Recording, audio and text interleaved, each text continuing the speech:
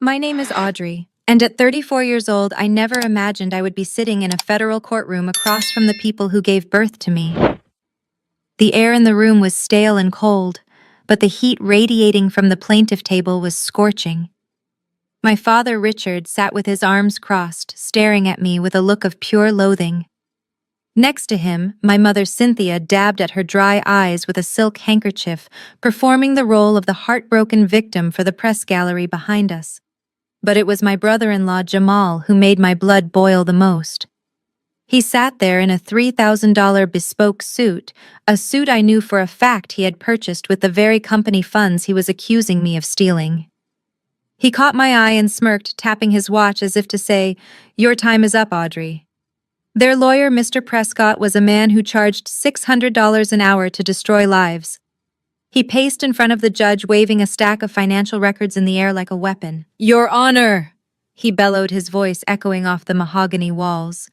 "The defendant, Audrey Vance, has not only betrayed the trust of her family, but she has systematically siphoned over $5 million from Ventura Living.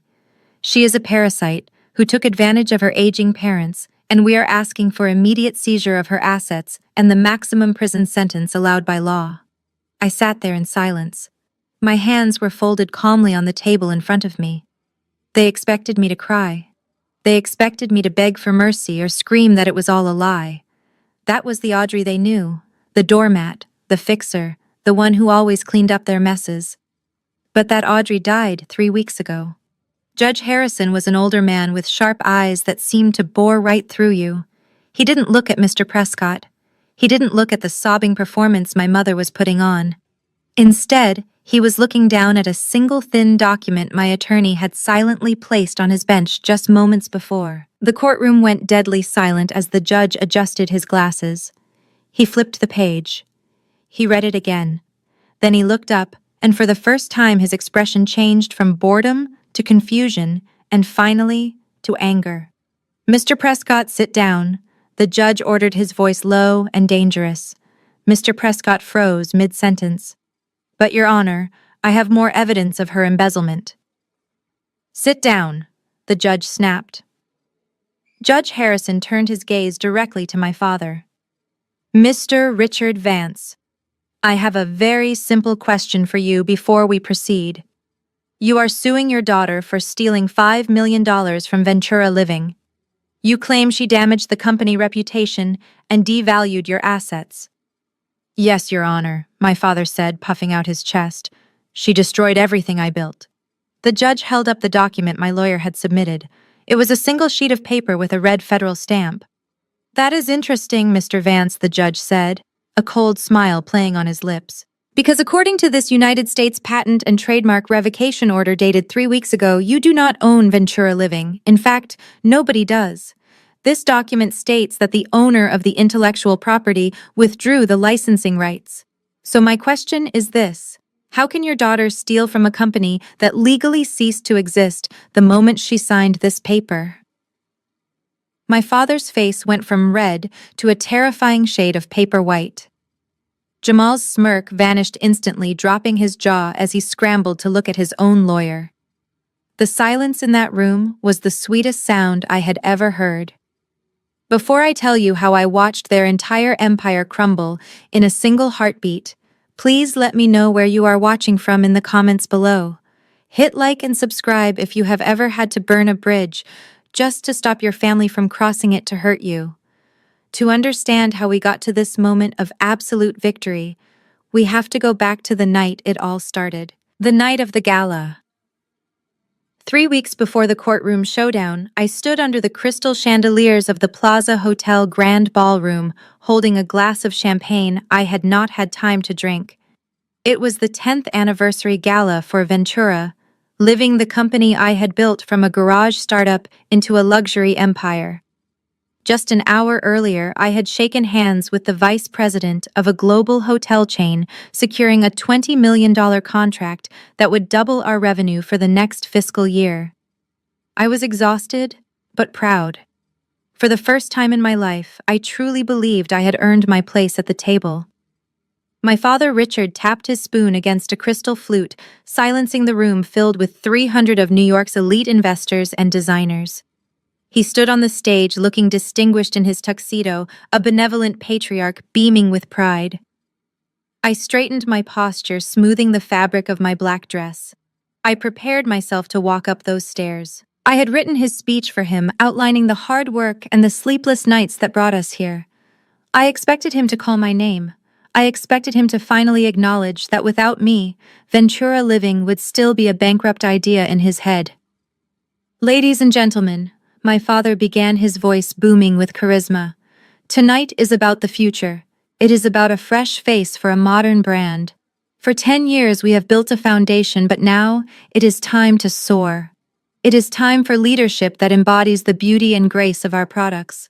I took a step forward, ready to accept the applause. But then he looked past me.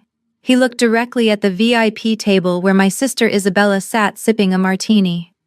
Please join me in welcoming the new face and the new Chief Executive Officer of Ventura Living, my daughter Isabella Vance. The applause was scattered and confused. The investors standing near me froze, their smiles faltering as they looked from me to the stage. My foot stopped mid-step. I felt like the floor had opened up and swallowed me whole. Isabella glided up the stairs in a shimmering gold gown that cost more than my first car. She had never attended a single board meeting. She could not read a balance sheet if her life depended on it. Yet there she was, blowing kisses to the crowd, while my father wrapped an arm around her, beaming like she had just cured cancer. I stood there paralyzed. The $20 million contract I had just negotiated seemed to burn a hole in my clutch. My father grabbed the microphone again, ignoring the awkward tension in the room. Isabella brings a youthful energy that this company desperately needs, he announced, staring right at me with cold, hard eyes. We need a CEO who inspires, not just a manager who crunches numbers. Tonight marks a new era. The message was clear. I was the workhorse, but she was the show pony. And the show pony had just been handed the keys to the kingdom I built. Isabella gripped the microphone with both hands, performing a masterclass in manipulation.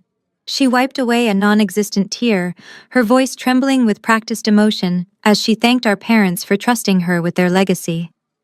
She spoke about innovation and modern elegance, buzzwords she had likely memorized from a magazine in the salon that morning. The audience, captivated by her beauty, ate it up. They applauded her vacuous statements, unaware that she could not tell the difference between oak and walnut timber. I watched from the shadows of the stage, feeling bile rise in my throat. I wanted to scream. I wanted to storm up there and tell everyone that the designs they admired were drawn at my kitchen table while Isabella was partying in Ibiza. But then my father Richard turned back to the crowd and raised a hand for silence. He looked directly at me, his eyes devoid of any warmth. Audrey, please come up here, he commanded. The room went quiet. A few people smiled, expecting a touching moment where the older sister passes the torch to the younger one. Maybe he was going to thank me. Maybe he was going to announce my new role as chairman, or at least give me credit for the record-breaking quarter we just closed. I walked up the stairs, my legs feeling like lead. I stood next to Isabella, who smelled of expensive perfume and triumph. She smirked at me, a tiny micro-expression that only I could see before composing her face back into a mask of sisterly love. My father put a hand on my shoulder. It felt heavy, like a shackle. Audrey has been with us since the beginning, he said, his voice smooth and projecting to the back of the room. But as Ventura Living evolves into a global lifestyle brand, we must make difficult decisions to ensure our image remains fresh and cohesive. He paused for dramatic effect. Unfortunately, Audrey's traditional methods and management style are no longer a fit for the new vision Isabella is bringing to the table. Therefore, effective immediately, Audrey will be stepping down from her role as COO and leaving the company. The silence in the ballroom was deafening. It was not the polite silence of attention, but the horrified silence of a train wreck. My mouth opened, but no sound came out. He had not just fired me. He had publicly executed my professional reputation in front of every major competitor and partner in the industry. I tried to step toward the microphone to defend myself, to say something, anything, but my father tightened his grip on my shoulder. "Security," he barked. Please escort Miss Vance off the premises immediately to ensure the celebration continues without disruption. Before I could process the betrayal, two large men in dark suits materialized from the wings. They grabbed my elbows with unnecessary force, treating me like a drunken crasher rather than the woman who built the very floor they were standing on. Camera flashes erupted, blinding me as I was dragged across the stage. I saw the shock on the faces of my team. I saw the pity in the eyes of the investors. And as I was hauled toward the exit, I looked back one last time to see my mother clinking her champagne glass with Isabella, laughing as if they had just taken out the trash. The heavy oak doors of the ballroom swung shut behind me, cutting off the music and the applause, but not the humiliation. The security guards released my arms once we reached the hotel lobby, leaving me standing there in my evening gown, feeling exposed and trembling with rage. I smoothed down the silk fabric, trying to regain a shred of dignity as guests from other events stared at me. All I wanted was to get to the parking garage, get in my car, and drive until I could not see the city skyline anymore. But before I could take a step, a shadow detached itself from a marble pillar and blocked my path. It was Jamal. My brother-in-law had slipped out of the ballroom ahead of the security team. He stood there with a glass of scotch in one hand and a smug, self-satisfied grin plastered across his face. He looked me up and down like I was a piece of furniture he had decided to discard. Without a word, he reached into his tuxedo jacket and pulled out a plain white envelope. He slapped it against my chest, forcing me to grab it before it fell to the floor. "That is your severance package," Jamal said, taking a slow sip of his drink. 2 weeks of pay. Which honestly is generous considering the damage you have done to the family vibe tonight. I gripped the envelope so hard the paper crinkled. "You have no authority to do this, Jamal," I said, my voice low and shaking. "I am the chief operating officer. The bylaws state that only a board vote can remove me." Jamal laughed, a dry, hollow sound that echoed in the empty lobby. "You really do not get it, do you, Audrey? There is no board. There is just Richard and Cynthia.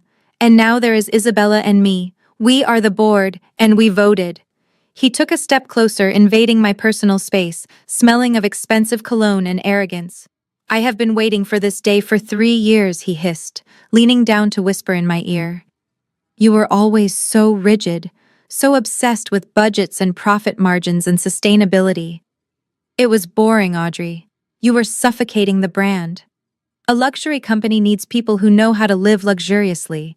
It needs people who know how to spend money to make money, like me and your sister. We are going to take Ventura living to places your small mind could never imagine." I stared at him, realizing for the first time that his incompetence was not just laziness, it was a philosophy.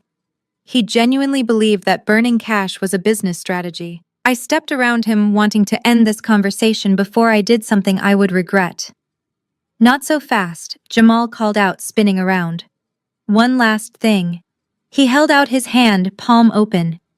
"The keys." I froze. "What keys?" the Audi Jamal said, snapping his fingers impatiently. "It is a company lease. Company assets are for employees only. Since you are no longer an employee, you have no right to drive it. Hand them over." My hand instinctively went to my clutch. That car was my sanctuary. I drove it to every client meeting, every site visit. It was the only thing I had to get home. "Jamal, that is ridiculous. It is midnight. How do you expect me to get back to my apartment?" Jamal shrugged, checking his gold watch. "Not my problem. Take the subway. Or walk. It might give you time to think about how you disappointed your parents. Now give me the keys, or I call the police and report the vehicle stolen." I looked into his eyes and saw that he was not bluffing. He wanted to strip me of everything. The job, the dignity, the transportation. Slowly, I opened my purse and fished out the key fob. I dropped it into his hand. He closed his fist around it, like he had just caught a trophy fish. "Pleasure doing business with you, Audrey," he sneered, turning his back on me to walk back toward the party. "Don't worry about the car. I have always wanted to see how fast it can go on the freeway." I stood alone in the cold lobby of the Plaza Hotel, watching him walk away with my life in his pocket. I had no job, no car, and as I opened the envelope he gave me, I realized I had no money either. Inside was a check for $0 and a memo citing deductions for damages to company reputation. They had not just fired me. They had declared war. The next morning, I took a cab to the Ventura Living headquarters. I did not have my car, but I still had my dignity. Or so I thought. I stood on the sidewalk looking up at the 10-story glass building I had commissioned 3 years ago. Every steel beam, every panel of glass, every succulent planted in the lobby atrium was there because I approved it. This building was not just an office, it was my second home. In fact, I had spent more nights sleeping on the couch in my executive suite than I had in my own apartment. I walked through the revolving doors, expecting the usual morning rhythm, the smell of espresso, the quiet hum of productivity, the nods of respect from the staff. I walked up to the security turnstiles and tapped my ID badge against the scanner. Usually it would chirp a friendly green beep and let me pass. Today it let out a harsh, low tone. A red light flashed on the display. Access denied. I frowned, thinking it was a glitch. I tapped it again. Access denied. Please contact administration. Ms. Vance. I looked up. The receptionist was a young woman I had hired myself fresh out of college. She looked terrifyingly pale. She would not meet my eyes. Her hands were trembling over her keyboard. I am sorry, Ms. Vance, she whispered, her voice barely audible over the lobby music. I have been instructed not to let you through. Your security clearance has been revoked effective midnight last night. I just need to get my personal effects, I said, trying to keep my voice steady. My sketchbooks are on my desk. My photos of my grandmother, my laptop. Just let me go up and pack a box. I will be out in 10 minutes. She looked like she wanted to cry. I can't, she said. Mr. Jamal said that if I let you past the lobby, I would be fired immediately. He said everything in the building is now company property. Before I could argue, blue and red lights flashed against the glass walls of the lobby. 2 uniformed police officers marched through the doors, their hands resting near their holsters. They walked straight toward me, bypassing the stunned employees who were now watching from the elevators. Audrey Vance, one of the officers asked. Yes, I said, my heart hammering against my ribs. We received a call about a hostile intruder refusing to leave the premises, the officer said loud enough for the entire lobby to hear. The owner of the building states that you have been terminated and are now trespassing. Trespassing? I repeated the word, tasting like ash in my mouth. I built this place. That is a civil matter, ma'am, the officer said, stepping into my personal space. Right now, this is a criminal matter. You have 2 choices. You can walk out those doors voluntarily, or we can put you in cuffs and drag you out. If you return to this property, you will be arrested. I looked up toward the mezzanine level where the executive offices were. Standing behind the glass railing, looking down like a king from a balcony, was Jamal. He was holding his phone up, recording the entire scene. He wanted me to fight back. He wanted the footage of Audrey Vance being wrestled to the ground by police. He wanted the mugshot to splash across the business journals to prove I was unstable. I took a deep breath. I looked at the receptionist, who was now crying silently. I looked at the officers. I am leaving, I said. I turned my back on the building, leaving my sketchbooks, my memories, and 8 years of my blood and sweat behind the glass. I walked out to the curb under the watchful eye of the police, while Jamal's camera followed my every move. They had taken my job. They had taken my car, and now they had locked me out of my own creation. But as I stood on the street corner waiting for another taxi, I realized they had made one fatal mistake. They kept my sketchbooks, but they forgot that the ideas were never in the paper. They were in my head. And they had no idea that while they were locking the doors, I held the only key that actually mattered. After leaving the building, I wandered aimlessly for 3 blocks. The adrenaline from the confrontation with the police was fading, leaving me shivering in the biting New York wind. My coat was back in my office along with my life, but I refused to go back and give Jamal another photo opportunity. I needed to regroup. I needed a plan. But first I simply needed coffee. I stepped into a small cafe on the corner, the bell above the door signaling a brief respite from the cold. I ordered a black coffee and a bagel, my stomach rumbling as I realized I had not eaten since before the gala last night. I reached into my wallet and pulled out my platinum credit card. It was the card I used for everything: flights, dinners, client gifts. I tapped it against the reader and waited for the familiar beep of approval. Instead, the machine let out a harsh buzz. Declined. The barista said flatly, not looking up from the register. I frowned. That was impossible. The limit on that card was $50,000, and I had a zero balance. Try it again, I said, forcing a smile. It must be the chip reader. It acts up sometimes. She sighed and inserted the card manually. A few seconds of silence stretched into an eternity. Then the buzz sounded again, louder this time. It says do not honor, the barista said, handing the card back to me. Do you have another form of payment? My hands started to tremble. I pulled out my personal debit card. This was my money, my savings. Surely they could not touch that. I swiped it, praying silently. Declined. I felt the eyes of the people in line behind me burning into my back. A woman checked her watch. A man let out an annoyed huff. My face burned with shame. I pulled out every card I had, my emergency visa, my gas card, even the joint account card I shared with my mother for household expenses. Declined. Declined. Declined. I am sorry, I stammered, pushing the coffee away. I think my bank has flagged my wallet as stolen. I have to go. I rushed out of the cafe without the coffee, my heart pounding in my ears. I pulled out my phone and frantically logged into my banking app. My fingers slipped on the screen as I typed in my password. When the dashboard finally loaded, I nearly dropped the phone on the sidewalk. Every single account was red. Every balance showed zero available funds. And across the top of the screen was a notification that made my knees buckle. Account status frozen. Pending investigation for financial fraud. I tapped on the details. The freeze had been authorized at 9 a.m. this morning. The claimant was Ventura Living.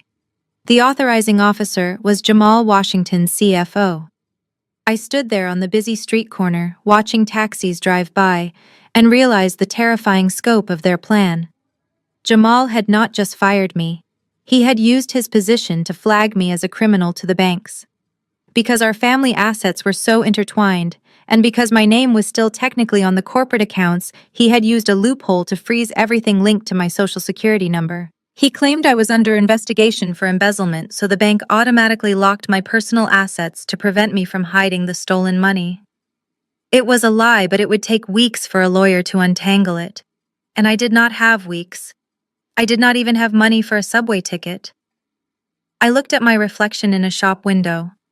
A successful businesswoman who built a multi-million-dollar empire. And now I was penniless, standing in the cold, effectively homeless, and cut off from every resource I had ever earned. My phone buzzed with a text from Jamal. Hope you like walking, Audrey. Next time think twice before you disrespect the people who feed you. I stared at the screen. He thought this would break me. He thought that without money I was nothing. He was about to find out that hunger is a much more dangerous motivator than greed.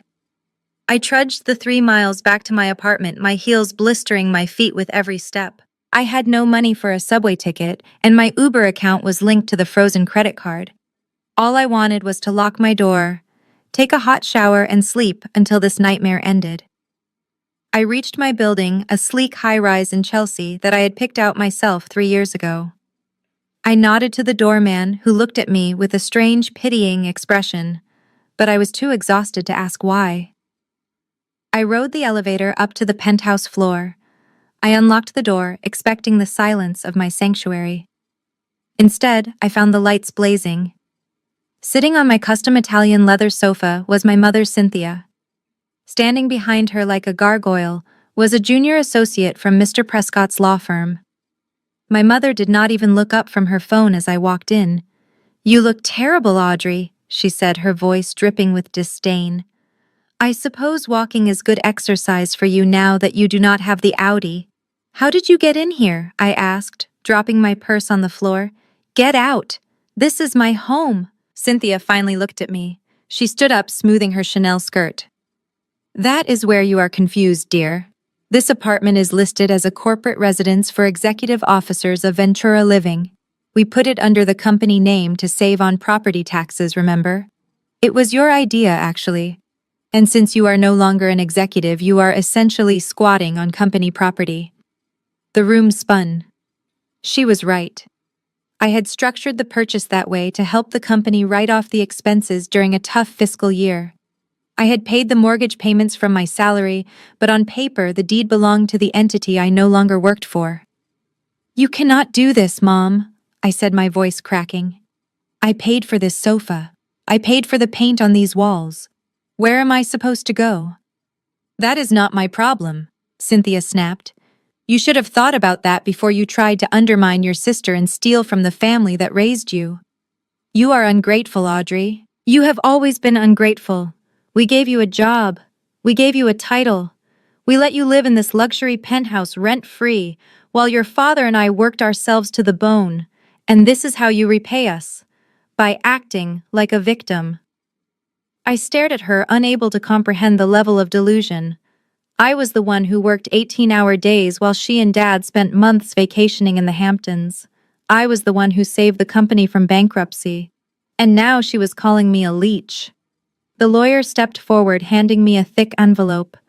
This is a formal notice of eviction, he said in a monotone voice. You have 24 hours to vacate the premises. Whatever is left here after that time will be considered abandoned property and will be disposed of. 24 hours, I whispered. You better get packing, Cynthia said, walking past me toward the door. She stopped and looked back, her eyes cold and hard. And do not think about taking anything valuable. We have an inventory list. If so much as a spoon is missing, we will add theft to the lawsuit. She slammed the door behind her, leaving me standing in the middle of the home I had built, which was now just another cage they had kicked me out of. I looked at the eviction notice in my hand. They wanted me on the street. They wanted me broken. I sank onto the floor, and for the first time that day, I let myself cry.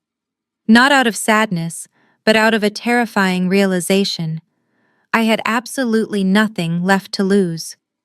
With $63 in crumpled bills, I managed to find a motel room in Queens. It was the kind of place where the carpet smelled of stale smoke and the walls were thin enough to hear the arguments in the next room. I sat on the edge of the sagging mattress, staring at the water stains on the ceiling. 2 hours ago, I was living in a penthouse overlooking Manhattan. Now I was clutching my purse in fear that the housekeeping staff might steal my last $10. I turned on the small television bolted to the dresser just to drown out the silence of my own misery. I flipped through the channels, stopping on a local news network. My heart stopped.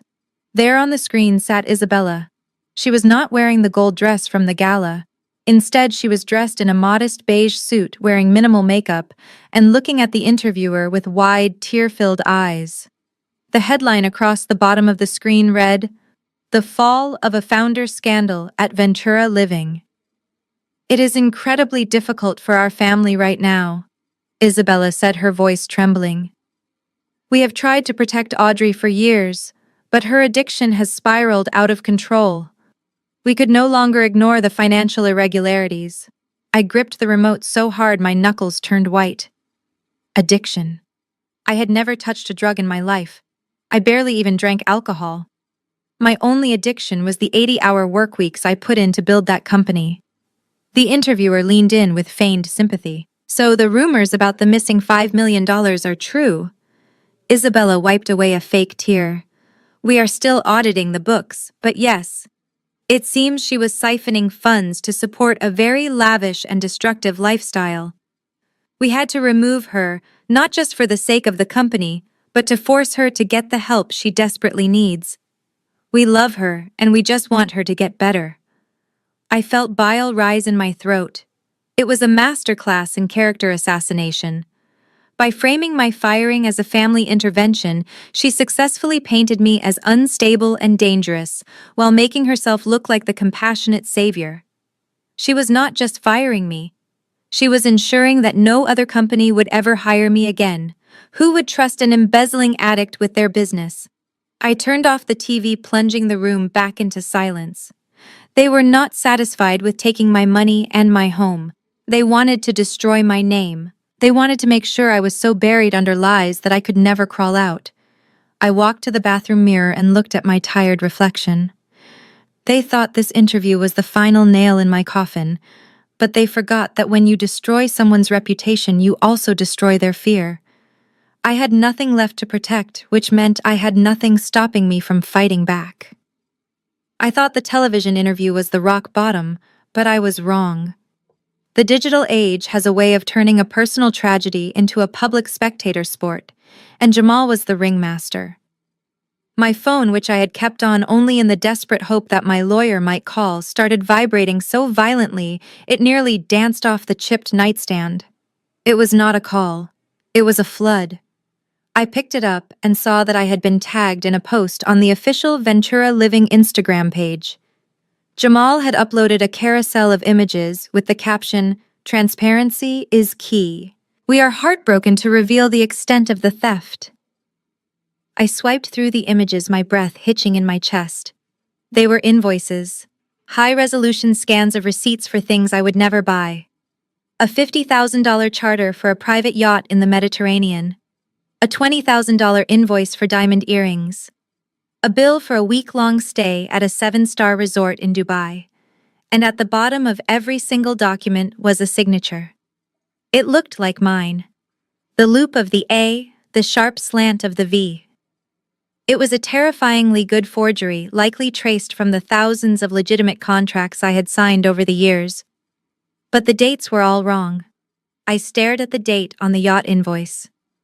July 14th. On July 14th, I was in a dusty factory in Ohio, inspecting prototype hinges for our new cabinet line. I had witnesses, I had flight records.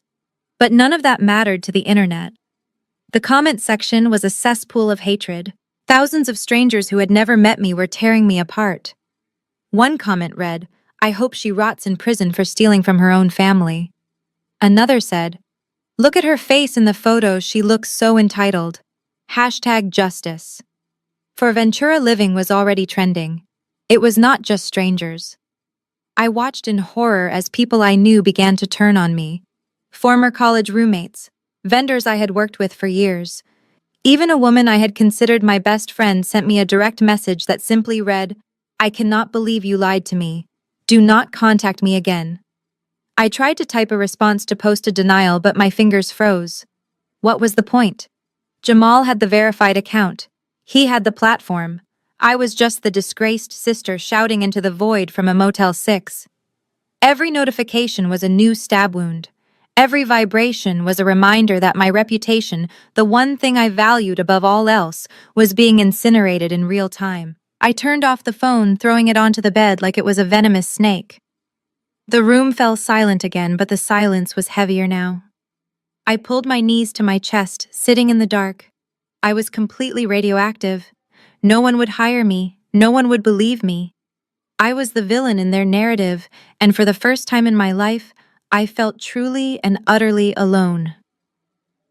The knock on the motel room door at 6 in the morning was not a polite request for entry.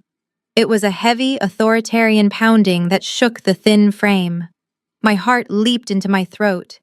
I thought perhaps the credit card company had finally reached the motel manager and I was being thrown out onto the street. I peeked through the peephole to see a broad man in a cheap windbreaker standing with a grim expression.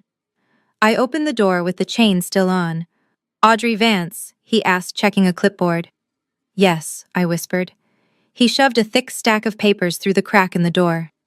"You have been served." He turned and walked away before the papers even hit the floor. I closed the door and picked up the heavy bundle. The cover sheet bore the seal of the Superior Court of New York. The plaintiff was Ventura Living, LLC. The defendant was me. My hands trembled as I flipped to the summary page and the numbers made the room spin. $10 million. They were suing me for $10 million in damages. I sat on the edge of the bed reading the accusations with a growing sense of horror. The lawsuit claimed that I had engaged in a systematic campaign to devalue the company brand. It cited my refusal to adopt modern marketing strategies as intentional sabotage.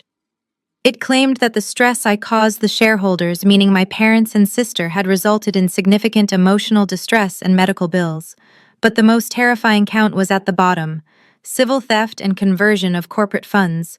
They were doubling down on the lie. They were formally accusing me in a court of law of stealing the money that Jamal had likely spent on his new Porsche. I realized with clarity that this was not just a lawsuit. It was an execution. They knew I had no money to hire a defense attorney. They knew that without a defense, a default judgment would be entered against me. If they won, I would be bankrupt for the rest of my life. My wages would be garnished forever. I would never be able to own a home or take out a loan. But worse than the poverty was the threat of prison. A civil judgment for theft would be the silver platter the district attorney needed to file criminal charges. My own father had signed a document that could send me to a federal penitentiary for 10 years. I looked at the signature on the bottom of the complaint. Richard Vance. The handwriting was shaky, but the intent was lethal. They did not just want me gone, they wanted me destroyed. They wanted to make sure that I was so buried under legal rubble that I could never stand up and claim what was mine. They were betting on my fear. They were betting that the daughter who always fixed everything would finally break. I stared at the wall, feeling the walls of the motel room closing in like the bars of a cell. They had declared total war, and I was unarmed. 2 days after the lawsuit landed on my bed like a grenade, my phone rang. The screen displayed a number I recognized all too well. It was the main line for Prescott and Associates. I stared at it for a long moment, debating whether to throw the phone against the wall or answer it. My instinct was to hide, but hiding had gotten me into this motel room. I took a deep breath and swiped right. Ms. Vance, the voice on the other end, was smooth and oily. It was Mr. Prescott himself. I trust you have had time to review the complaint we filed. I did not say anything. I just listened to the sound of his expensive leather chair creaking on the other end of the line. Look, Audrey, can I call you Audrey? He continued, his tone shifting to a mock familiarity that made my skin crawl. My clients. Your parents are heartbroken. They do not want to see their daughter in prison. They know that a trial will be a circus, and frankly, nobody wins in a circus, so they have authorized me to offer you a lifeline. A lifeline, I repeated, my voice raspy from days of silence. A settlement, Prescott said.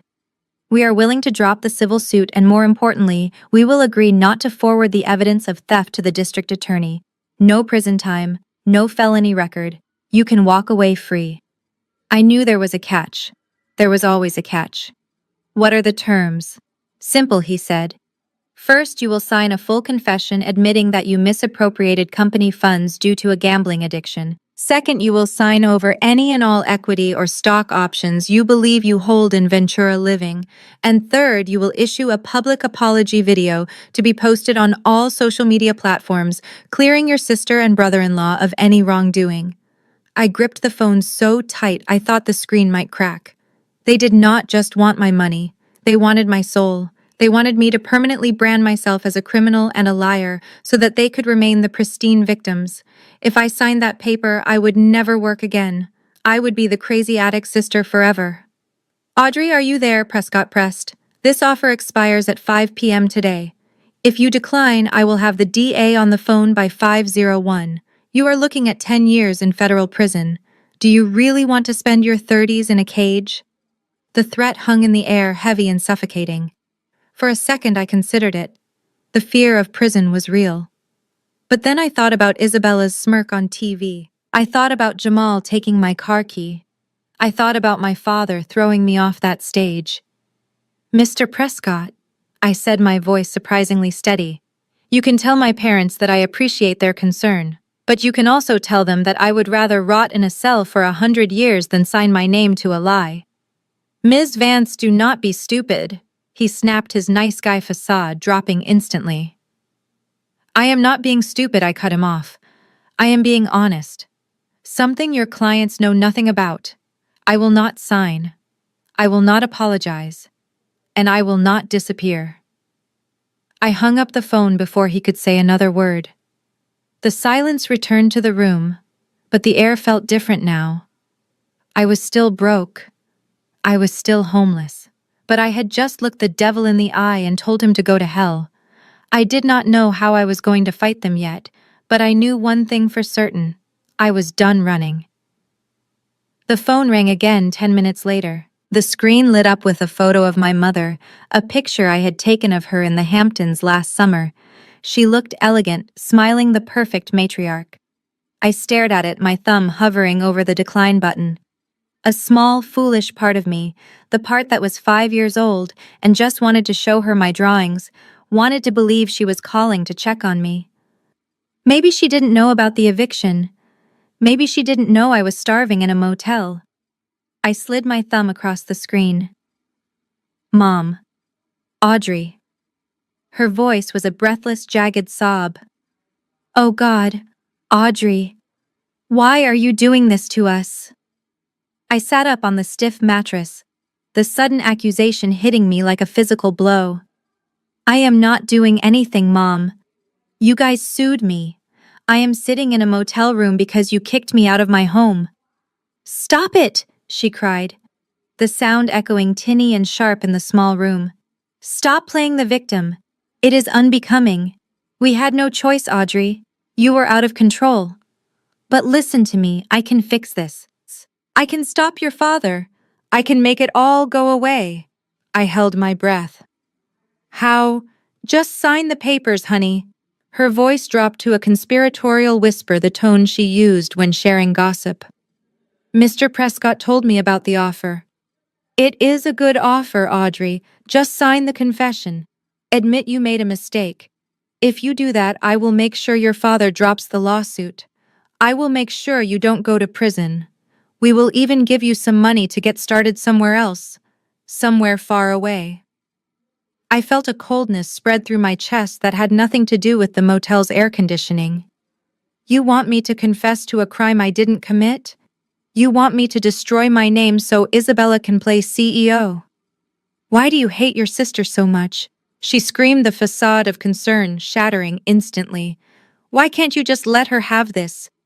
She is finally happy, Audrey. She is finally shining, and you want to ruin it with your jealousy. You have always been this way. Cold. Calculator. Why can't you just sacrifice this one thing for the family? The silence that followed was heavy. Sacrifice this one thing. I had sacrificed my 20s. I had sacrificed my social life. I had sacrificed my relationships. I had built them a kingdom with my own 2 hands, and now she was asking me to sacrifice my freedom so her golden child wouldn't have to face reality. In that moment, the umbilical cord finally snapped. I realized with crystal clarity that my mother did not love me.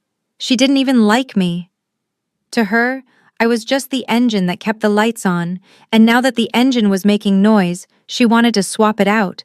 She wasn't protecting me from prison. She was protecting Isabella's bank account. Mom, I said, my voice steady and unfamiliar to my own ears. Yes, sweetie, do the right thing.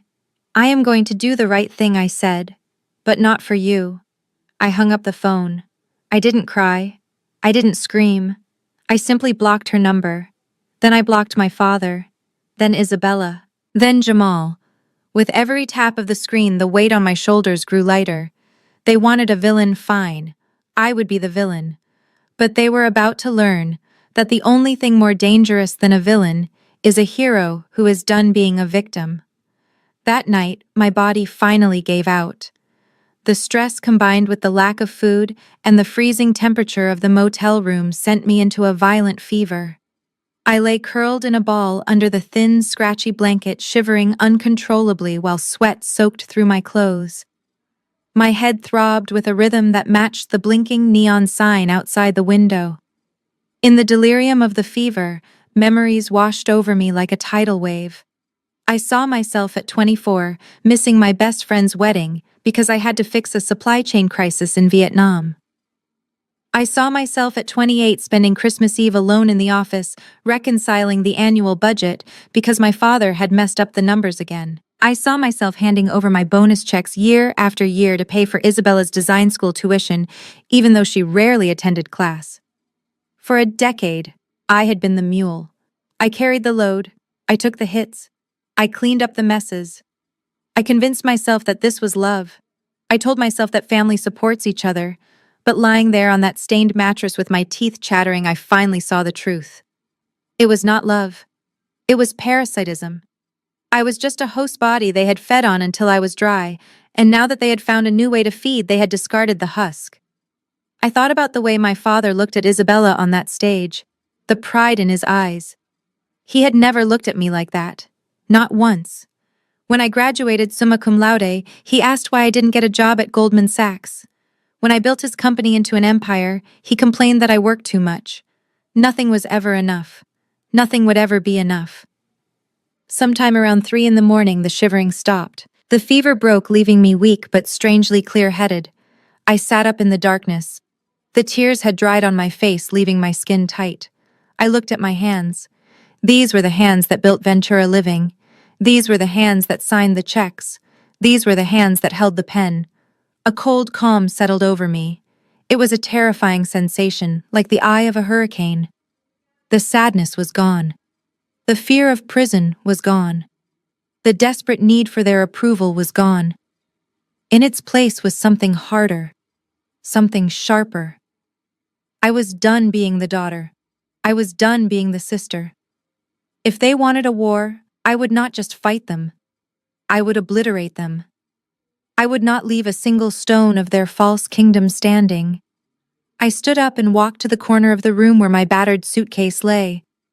I unzipped the lining and reached into a hidden pocket. My fingers brushed against the cold metal of an old, rusty box. I pulled it out. It was heavy. Inside was the nuclear option. Inside was the end of Richard Vance. The rusty latch of the lockbox snapped open with a sound that echoed like a gunshot in the quiet motel room. Inside lay the ghosts of 8 years ago. I pulled out a thick sheaf of papers bound by a brittle rubber band. The top document was yellowing at the edges, but the black ink was as sharp as the day I signed it. It was the original incorporation deed for Ventura Living. But it was not the one hanging in a gold frame in my father's office. That one was a ceremonial prop created to soothe his fragile ego. This was the real one. I flipped to the second page, to the intellectual property assignment agreement. My eyes scanned the crucial clause that I had memorized but never dared to read aloud. All rights, titles, and interests in the brand name logo and proprietary designs remain the sole property of the Senior Audrey Vance until such time as a permanent transfer is executed in writing.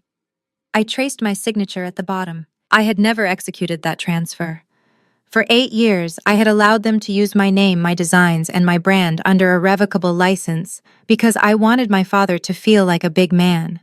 I wanted my mother to have her country club status. I had handed them a loaded gun and trusted them not to pull the trigger. But they had turned around and shot me in the chest with it. I reached for my phone. My hands were steady now, the fever replaced by a cold clarity. I scrolled through my contacts past the family members I had blocked until I found a name I had not called in years. Kenji Sato. We had waited tables together in college while he studied patent law and I studied business.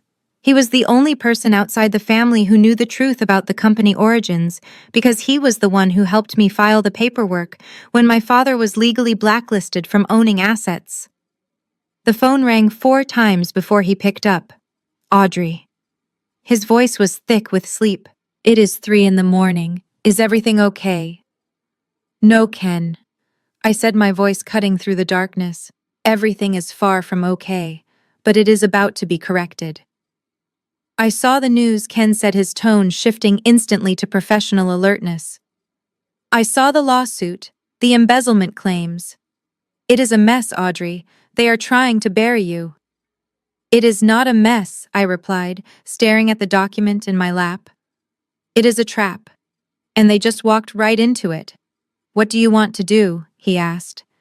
Do you remember the contingency plan we drafted when my father's credit score hit 0? The one we jokingly called the nuclear protocol. There was a long silence on the other end. I could hear the rustle of sheets as he sat up. Audrey Ken whispered. If we activate that, we do not just win the lawsuit. We burn the entire company to the ground. Your parents will lose everything. The stock value will hit zero in minutes. There is no coming back from this. I looked at the water stains on the ceiling. I thought about the eviction notice. I thought about the fake invoices Jamal posted. I thought about my mother asking me to confess to a crime to save her lifestyle. I know, I said. I want you to file the revocation of license immediately, and Ken, I want you to represent me. Consider it done, he said. I will start drafting the motion now. I will see you in court. I hung up the phone. For the first time in 3 weeks, I felt a smile touch my lips. It was not a happy smile. It was the smile of the executioner. They wanted to take me to court to destroy me. They had no idea I was bringing the apocalypse with me. To understand why I held the keys to the kingdom, you have to go back to the day the first kingdom fell. It was 8 years ago on a rainy Tuesday in November. I was 26 years old, and instead of building my career, I was frantically packing china into cardboard boxes while a sheriff deputy waited on the front porch of our childhood home. My father, Richard, had always played the part of the successful tycoon. He wore Italian suits, drove German cars, and belonged to the most exclusive golf clubs. But behind the facade, he was a gambler. He did not bet on horses, he bet on high-risk stocks and volatile real estate ventures. He leveraged everything we owned on a tech startup that he was convinced would make us billionaires. When the bubble burst, it did not just pop, it exploded. We lost everything. The stocks, the savings, the summer house, and finally, the house we were standing in. The bank had foreclosed 3 months prior, but my father had hidden the notices in his desk drawer, too proud to admit that he had failed. He kept up the charade until the day the eviction team showed up with a court order giving us 4 hours to vacate the premises. The house was chaotic. My mother was in the master bedroom, heavily sedated on Valium, unable to cope with the reality that she was no longer a wealthy socialite. My father sat in his study, staring at a glass of scotch, muttering about market manipulation and how the system was rigged against him. He took no responsibility. In his mind, he was a victim, not the architect of our destruction. And then there was Isabella. At 22 years old, she should have been helping me pack. She should have been calling friends to see if we could crash on their couches. Instead, she was sitting on the grand staircase, surrounded by a pile of designer clothes, sobbing hysterically. I cannot believe this is happening to me, she wailed, clutching her phone. I am supposed to go to Milan next week, Audrey. How am I supposed to go to Milan if I do not have a house? I walked past her carrying a heavy box of kitchen supplies. You are not going to Milan, Isabella, I said, my voice flat with exhaustion. We are going to a 2-bedroom rental in New Jersey. Grab a box and start packing your shoes. She looked at me with pure venom. I am not packing. This is Dad's fault. Dad's. He needs to fix it. I need my Prada bag, Audrey. The limited edition one. I cannot find it.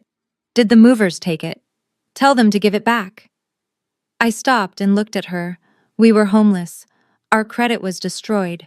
We had $40 in the bank account, and she was crying about a handbag. In that moment, I realized that my family was not just broke, they were broken. They were children trapped in adult bodies incapable of survival. If anyone was going to save us from living on the street, it was not going to be the financial genius Richard or the golden child Isabella. It was going to have to be me. As the sheriff banged on the door, signaling our time was up, I made a vow. I would rebuild our fortune, but I would never ever let my father control the checkbook again. Living in that cramped 2-bedroom rental in New Jersey was suffocating. I slept on a lumpy mattress in the corner of the living room while my parents took the master bedroom and Isabella took the second room because she claimed she needed privacy for her mental health. The apartment was barely 900 square feet. Every time someone moved, we bumped into each other. The lack of space was maddening, but it was also the spark that ignited everything. Necessity is the mother of invention, and I was desperate for space. I started sketching late at night when the house was finally quiet. I drew designs for furniture that could transform. A dining table that collapsed into a sleek wall console. A bed that vanished into a bookshelf not with heavy clunky springs, but with a silent hydraulic system I engineered using parts from a junkyard. I was not trying to start a business. I was just trying to survive living in a shoebox without losing my mind. One evening, my father, Richard, found my sketchbook on the kitchen counter. I expected him to scold me for wasting time on doodles instead of finding a job. Instead, he stared at the drawings with a hunger I had not seen since before the bankruptcy. "This is it," he whispered. "This is how we get back on top. People are moving into smaller cities. Micro-living is the future. We can sell this, Audrey. We can sell millions of these." For a moment, I felt a flicker of hope. My father finally saw my potential. He immediately started planning. He wanted to incorporate a new company called Ventura Living. He wanted to lease a factory. He wanted to hire staff. He was manic with the idea of being a CEO again. But reality hit him hard the next morning at the bank. I waited in the lobby while he went into the manager's office to open a business account. 10 minutes later, he stormed out, his face a mask of humiliation. The bank had laughed him out of the room. His credit score was destroyed. His name was on every financial blacklist in the state. He could not open a lemonade stand, let alone a corporation. He was toxic. He came home and threw his briefcase against the wall. "They will not let me do it," he raged. "They say I am a liability. They say Richard Vance is finished." Then he turned and looked at me. His eyes narrowed. "But you," he said, pointing a finger at my chest. "You are clean. You have no debt. You have a perfect record." The next day, we sat in the office of a patent attorney. My father did all the talking, explaining the business plan, the projections, the glory. When the attorney asked who would hold the intellectual property rights, my father waved his hand dismissively. "Put it in her name," he said, gesturing to me like I was a piece of furniture. "It is just a formality until I get my credit back. She is just the placeholder. I am the brains." I picked up the pen. The attorney looked at me with a strange expression. He knew what my father was too arrogant to see. The documents in front of me were not just formalities. They were binding federal registrations: patent applicant Audrey Vance, trademark owner Audrey Vance, assignee Audrey Vance. My father was so obsessed with the idea of being the boss that he did not read the fine print. He thought he was using me as a puppet to bypass the banks. He did not realize that by forcing me to sign every single legal document, he was legally handing me the crown before the kingdom was even built. I signed my name on the dotted line. And just like that, Ventura Living was born. Not as his company, but as mine. 2 years into the venture, the money started rolling in. My designs were featured in architectural magazines, and we opened our first flagship showroom in Soho. We were finally safe. But safety was not enough for Richard Vance. He wanted glory. As the company bank account grew, so did his ego. He hated that every contract required my signature. He hated that vendors looked to me for approval instead of him. He was the patriarch, and in his mind, he was the king of a castle that I had built for him. One afternoon, he called a family meeting. He sat at the head of the conference table wearing a new Italian suit that I had paid for. "Audrey," he said, his voice stern, "this arrangement is embarrassing. People are talking. They say I am working for my daughter. It makes me look weak. I need to be named chairman of the board. I need full operational control." I tried to reason with him. I tried to explain that legally I owned the intellectual property because of his bankruptcy record, which was still active. But he would not listen. My mother chimed in, accusing me of emasculating him. Isabella rolled her eyes and asked why I had to be so difficult. They wore me down. I was 28 years old and I just wanted my family to be happy. I wanted my father to feel like a man again. So I agreed to a compromise. I went back to Kenji, my lawyer, and we drafted a document called a licensing agreement. It was a complex contract that allowed Ventura Living, the corporate entity, to use my personal trademarks and patents to manufacture and sell furniture. It gave my father the title of chairman and the illusion of control. He signed it with a flourish, barely glancing at the pages, too busy ordering new business cards to read the fine print. But I had read it. And more importantly, I had written it. Buried deep in Article 4, Section 7, was a clause that Kenji had insisted on. It stated that this license was valid for exactly 1 year. To renew it, the chairman had to present a formal request for extension signed by the IP owner, meaning me, no later than December 31st of each calendar year. If the signature was not obtained by midnight on New Year's Eve, the license would automatically terminate and all rights would revert back to me.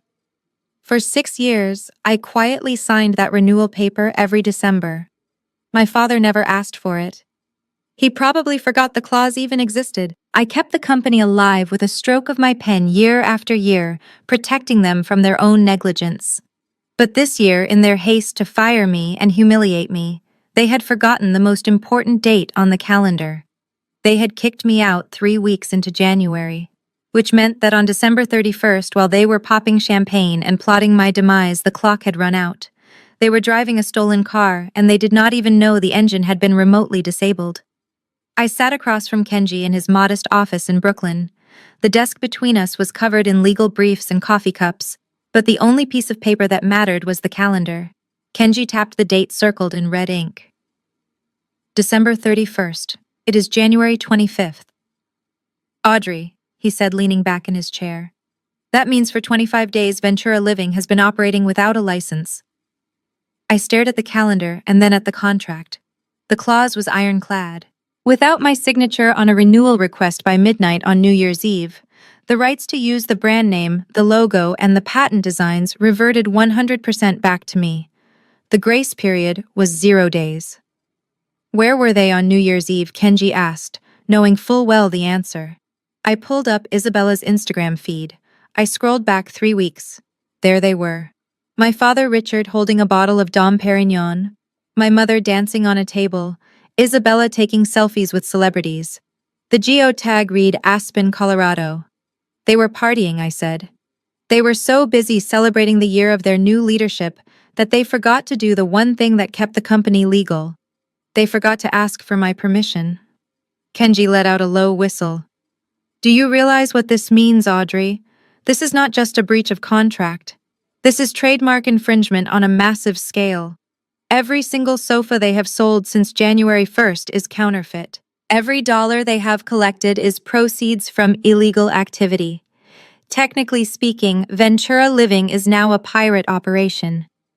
I felt a shiver run down my spine. My father, the man who was so obsessed with his image, was unknowingly running a black market business. And Jamal, the arrogant CFO, had missed the most critical compliance deadline of the year because he was too busy plotting how to fire me. So what do? I asked. Do we send a cease and desist letter? Kenji shook his head, his eyes gleaming with strategic precision. No. If we tell them now, they might try to argue it was an administrative error. They might try to forge a backdated document. We need to let them dig the hole deeper. He pulled out the lawsuit they had served me. They are suing you for $10 million, claiming you damaged the company. But if the company has no right to exist, then they have no standing to sue. We are going to let them walk into court. We are going to let them swear under oath that they are the rightful owners. And then when they have committed perjury on the record, we are going to drop the hammer. I looked at the contract one last time. For years I had felt powerless against them. I felt like the scapegoat, the servant, the doormat. But looking at that missed date, I realized I was never the servant. I was the landlord, and the tenants had just missed rent for the last time. Let them sue me, I said, closing the file. Let them drag me in front of the judge. I want to see their faces when they realize they have been squatting in my house. We spent the rest of the night mapping out the timeline. We calculated the damages. Every day they continued to sell my furniture. The penalty grew larger. By the time the court date arrived, the liability would be enough to bankrupt them 3 times over. They wanted to take my last dime. Instead, they were about to hand me their entire fortune. The hardest part of the next 2 weeks was not the poverty or the humiliation. It was the silence. Every instinct in my body wanted to storm into my father's office and scream the truth in his face. I wanted to tell him that his empire was built on sand and the tide was coming in. But Kenji reminded me that patience is a weapon. If we alerted them to the expired license, now they might try to forge a backdated document or claim it was a clerical error. We needed them to commit to the lie under oath. We needed them to stand in front of a federal judge and claim ownership of a brand they no longer possessed. So I became a ghost. I stayed in my motel room eating instant noodles while they continued to paint me as the villain. While they were busy giving interviews and filing motions, Kenji was busy digging. He hired a forensic accountant to comb through the company financials that Jamal had foolishly attached to the public court filings. Jamal thought he was proving my guilt, but in his arrogance he had exposed his own crimes. The paper trail was not just sloppy, it was incriminating. We found the receipt for the Porsche. Jamal had purchased a brand new Onyx Black Porsche 911 GT3 2 days after firing me. He had listed it on the company books as a specialized delivery vehicle. I laughed out loud in the quiet of my room. A $200,000 sports car to deliver furniture. It was absurd. But it was also felony tax fraud. Then came Isabella's expenses. The sister who claimed on national television that I was siphoning funds for a lavish lifestyle had charged $40,000 to the corporate American Express in a single week. The memo line read, "Market research trip to the Maldives." Kenji pulled up her social media. There was no market research, unless market research involved drinking mimosas on a private yacht with 3 D-list influencers. She was burning through cash faster than we could print it all while the company was legally headless. The hypocrisy was staggering. They had accused me of the very sins they were committing with abandon. They projected their own greed onto me because they could not fathom that I actually cared about the work. Every bank statement Kenji found was another nail in their coffin. Every fraudulent expense report was another shovel of dirt on their grave. I organized the evidence into binders. Binder A was the expire license. Binder B was the financial fraud. Binder C was the character assassination. I looked at the stacks of paper and realized that this was no longer just a legal defense. It was an autopsy of a family that had died long ago. They were still walking around breathing and spending money, but they were already dead. They just didn't know it yet. And as the court date approached, I felt a strange sense of peace. I was not going to court to save myself. I was going to court to bury them. The discovery phase of a lawsuit is supposed to be about transparency, but Jamal treated it like a data dump designed to bury me. On a rainy Tuesday morning, a courier arrived at Kenji's office with 15 bankers' boxes filled with paper. Jamal evidently believed that if he drowned me in irrelevant documents, I would run out of money paying my lawyer to read them. He included everything from lunch receipts from 5 years ago to the entire employee handbook printed 3 times. I sat on the floor of the conference room, surrounded by the smell of toner and desperation. Jamal thought he was being clever. He thought he was intimidating the broke sister. But he forgot that I was the COO. I knew every line item in that company better than I knew the lines on my own face. As I began to sift through the mountain of paper, I realized that Jamal's arrogance had made him sloppy. He had sent over what he claimed were the original ledgers to prove my embezzlement. But as I cross-referenced them with the bank statements, I noticed a pattern. The numbers had been altered, and they were not even altered well. He had used a basic PDF editor to change figures, but the metadata on the files showed exactly when they were modified. The timestamps were all from last week. He was forging evidence right before sending it to the court. But the real treasure was buried in box number 12. In his haste to frame me, Jamal had accidentally included the folder labeled Tax Strategy. Inside were 2 sets of profit and loss statements for the last fiscal year. Set A showed a massive profit which they used to secure a business loan from the bank. Set B showed a massive loss which they used to file their tax returns and pay $0 to the IRS. My hand shook as I held the 2 documents side by side. Jamal had just submitted proof of federal tax fraud and bank fraud into the public record of a civil lawsuit. He was so focused on destroying me that he did not even check what he was handing over. He had essentially mailed a signed confession to the federal government. Kenji picked up the documents and let out a low whistle of disbelief. He looked at me over the rim of his glasses. Audrey, do you realize what this is? This is not just leverage. This is a felony. If the judge sees this, or if the IRS gets wind of this, Jamal is not going to civil court. He is going to prison. I looked at the messy stack of papers. I thought about Jamal's smirk. I thought about him taking my car keys. He thought he was playing a game of chess, but he did not even know how the pieces moved. He had just handed me the king. We are not going to say a word, I told Kenji, placing the incriminating documents into a crisp, new folder. We are going to let him testify. We are going to let him swear under oath that these documents are accurate, and then we are going to let him hang himself with his own rope. The trap was set, and Jamal had just walked right into the center of it. 1 week before the trial date, the court ordered a mandatory mediation session.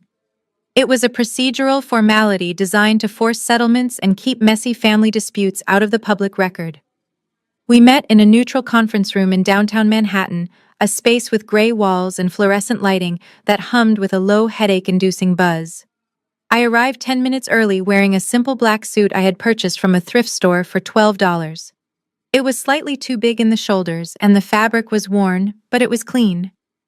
I sat on one side of the long mahogany table, my hands folded on top of the empty folder Kenji had told me to bring as a prop. When the door opened, the air in the room instantly changed. It became heavy with the scent of expensive perfume and arrogance. Isabella walked in first wearing a white silk power suit that I recognized from the latest Gucci collection. It likely cost $5,000. My parents followed her, avoiding my gaze entirely. And finally, Jamal entered strutting like he owned the building. They sat down opposite me, creating a wall of hostility. Isabella took one look at my thrift store suit and let out a sharp, cruel laugh. "Oh, Audrey," she said, turning to our mother loud enough for the mediator to hear. "I knew things were bad, but I did not realize you were shopping at the dumpster behind the Goodwill. It is honestly tragic. You look like a beggar." My mother Cynthia sighed, dramatically adjusting her pearls. "It is her own choice, Isabella. She chooses to live this way to embarrass us." I did not react. I did not blush.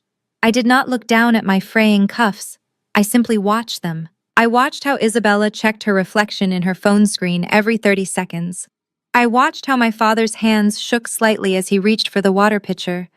They looked like winners, but they smelled like fear. The mediator, a tired-looking man in his 60s, cleared his throat. "We are here to see if we can find a resolution before trial." "Mr. Vance, Miss Vance, surely there is a middle ground here." "There is no middle ground," Jamal interrupted, his voice booming. He leaned across the table, invading my personal space. His eyes were bloodshot and manic. "We offered her a settlement. She rejected it. Now she is here wasting our time." He fixed his glare on me, baring his teeth. "Listen to me, Audrey. This is not a game. I have lawyers who eat little girls like you for breakfast. If you walk into that courtroom next week, I will make sure you are destroyed. I will tarnish your name so badly you will have to change it. I will pile so much debt on you that you will rot in a cell for the rest of your miserable life. Sign the paper, Audrey. Save yourself." The room went silent. The mediator looked uncomfortable but said nothing. My parents watched me, waiting for the break, waiting for the tears. I slowly pushed my chair back and stood up. I did not look at the mediator. I did not look at my parents. I locked eyes with Jamal. "I am not the one who should be worried about prison, Jamal," I said. My voice was not loud, but it was steady as steel. Jamal blinked. His smirk faltered for a fraction of a second. "What is that supposed to mean?" he asked. I picked up my empty folder and tucked it under my arm. "It means that I have seen the books," I said. "And I think you are confusing my silence for weakness." I leaned in close enough to see the beads of sweat forming on his forehead. "I am not signing anything. I am not settling. And I am not scared of you." I turned to the door, signaling Kenji to follow. As I reached the handle, I looked back over my shoulder. "See you in court, Jamal." I walked out. leaving them in the stunned silence of the conference room.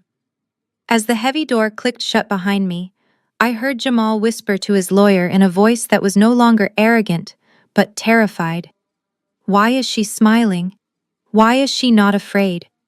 He was beginning to realize that the predator he thought he had cornered was actually the hunter lying in wait.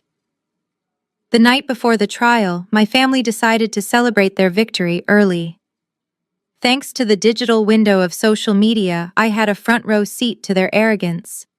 Isabella posted a series of videos from a private dining room at Per Se, one of the most expensive restaurants in the city. In the background, I could see my father holding court, a glass of scotch in his hand, laughing red-faced at something Jamal said. They were feasting on Wagyu beef and truffle risotto, running up a bill that was likely higher than my entire annual salary used to be. I turned up the volume on one of the videos. Jamal was holding the camera selfie style, his arm draped around my mother. To the end of the dead weight, he shouted, toasting the camera. "Tomorrow we flush the rat out of the system." My mother giggled like a schoolgirl clinking her glass against his. They looked radiant. They looked relieved. They truly believed that their high-priced lawyer and their forged documents had terrified me into submission. They thought my silence was surrender. They had no idea that while they were eating cake, I was preparing the guillotine. The atmosphere in my motel room could not have been more different. It was stark and quiet. Kenji sat on the edge of the bed reviewing the final motion one last time. On the wobbly laminate desk in front of me lay a single document. It was titled Emergency Notice of Trademark Revocation and Immediate Cease and Desist. It was the nuclear code. Kenji looked up from his laptop. "You know what happens the moment you sign this," he said, his voice serious. "It is not just a legal maneuver, Audrey. It is a death sentence for the brand. The moment this is filed, every single item in their warehouse becomes counterfeit goods. Every store selling our furniture becomes liable for copyright infringement. The stock value goes to zero instantly. There is no saving the company after this. You are burning down your own house." I looked at the document. I looked at the signature line waiting for my hand. I thought about the first chair I ever designed, sketching it on a napkin in a diner. I thought about the smell of sawdust in the first factory I leased. Ventura Living was my life's work. It was the only thing I had ever truly loved. Killing it felt like cutting off my own limb. But then I looked back at the phone screen. I saw Isabella's face, smug and victorious. I saw my father taking credit for work he did not do. They had already killed the soul of the company. All that was left was the carcass, and they were fighting over the bones. "I am not burning down my house," I said, picking up the pen. "I am just evicting the squatters. If I cannot have it, neither can they." I pressed the pen to the paper. The ink flowed smooth and dark. I signed my name with a flourish, pressing down hard enough to indent the paper. Audrey Vance. The name they tried to dirty, the name they tried to erase, and now the name that would end them. I handed the document to Kenji. "File it," I said. "File it at 8:59 tomorrow morning, 1 minute before the judge takes the bench." Kenji nodded, placing the paper into his briefcase with a reverence usually reserved for religious artifacts. He left the room, leaving me alone in the dark. I lay back on the bed, staring at the ceiling. I did not feel sad. I did not feel afraid. I felt a cold, electric anticipation. Across town, my family was toasting to their future, unaware that I had just canceled it. They were sleeping soundly on the Titanic, and I had just steered them straight into the iceberg. The morning of the trial felt less like a legal proceeding and more like a red carpet event for the damned. The steps of the federal courthouse were swarming with reporters and camera crews. My family arrived in a stretch limousine, stopping right in front of the press line. My mother, Cynthia, emerged wearing oversized sunglasses and clutching a handkerchief, playing the role of the grieving matriarch to perfection. Isabella followed, looking solemn in black, holding onto Jamal's arm, as if she were too fragile to walk alone. They stopped for photos, answering shouted questions with practiced nods and sad smiles. I slipped in through a side entrance unnoticed and alone. Inside the courtroom, the air was thick with anticipation. The gallery was packed to capacity. I took my seat at the defense table next to Kenji. On the other side of the aisle, my family sat in a unified row. They refused to look at me. They were focused entirely on their lawyer, Mr. Prescott, who was arranging his notes with the confidence of a man who had already spent his contingency fee. Judge Harrison entered the room, his black robe sweeping behind him. He took the bench, and the bailiff called the court to order. The heavy wooden doors were sealed, locking us in. Mr. Prescott stood up to deliver his opening statement. He walked to the center of the room, commanding attention with every step. He was a theatrical litigator, the kind who knew that a trial was 50% law and 50% performance art. He turned to the jury box, his face grave. "Ladies and gentlemen of the jury," he began, his voice low and rich. "This is not a complicated case. It is a tragedy. It is the story of a family who gave everything to a daughter, only to be betrayed in the most callous way imaginable." He pointed a finger at me without even looking in my direction. The defendant, Audrey Vance, was given every opportunity. She was given a high-ranking executive position in her father's company. She was given a luxury apartment. She was given the trust and love of her parents. But it was not enough. He paced back and forth, weaving a narrative that was so detached from reality, it was almost impressive. He painted me as the bitter, unlovable sister. He claimed that I had always been jealous of Isabella's natural charisma and business acumen. He told the jury that when my father decided to promote Isabella to CEO, recognizing her superior vision, I snapped. Driven by envy and greed, Mr. Prescott continued, his voice rising. The defendant decided that if she could not run the company, nobody would. She systematically siphoned over $5 million from corporate accounts. She falsified records. She tried to sabotage the brand reputation from the inside. She did this not out of necessity, but out of spite. She wanted to punish her family for daring to succeed without her. I watched my mother in the front row dabbing her dry eyes. My father shook his head slowly, looking down at his hands as if the weight of my betrayal was too much to bear. It was a masterpiece of fiction. Prescott was describing a monster, a parasite who fed on her family's success. He promised the jury that he would show them undeniable proof of my theft. I sat perfectly still, my hands folded on the table. Inside, I was screaming, but on the outside, I was stone. I let him paint his picture. I let him stack lie upon lie. Because I knew that the taller the tower of lies, the harder it would fall when I finally pulled the foundation out from under it. The bailiff called Isabella Vance to the stand, and the atmosphere in the courtroom shifted instantly from legal sterility to daytime soap opera. My sister walked to the witness box with the hesitation of a frightened doe. She had swapped her usual designer stilettos for sensible flats, and she was wearing a pair of non-prescription reading glasses to make herself look more intellectual. It was a costume designed by a PR team, and the jury was already leaning forward, captivated by her performance. Mr. Prescott approached her with a gentle, fatherly demeanor. "Ms. Vance," he said softly, "I know this is difficult for you, but can you tell the court who was responsible for the initial concept of the Smart Space furniture line?" Isabella took a shaky breath and looked directly at the jury. She whispered, her voice trembling just enough to sound brave. "I came up with the idea during my semester abroad in Milan. I saw how people lived in small spaces, and I started sketching designs in my notebook. I wanted to create beauty out of necessity. I sat at the defense table and felt my jaw tighten. Isabella had never studied abroad in Milan. She had spent 2 weeks there on a vacation and spent the entire time shopping for shoes. The only thing she had ever sketched in a notebook was her signature, practicing it for when she became famous." Mr. Prescott nodded encouragingly. "And what happened when you showed these designs to your sister, the defendant?"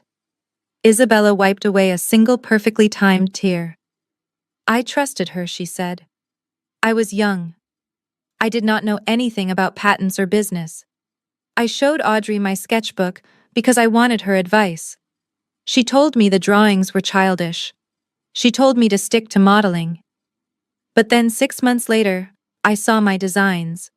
My exact designs being sold under the Ventura Living name.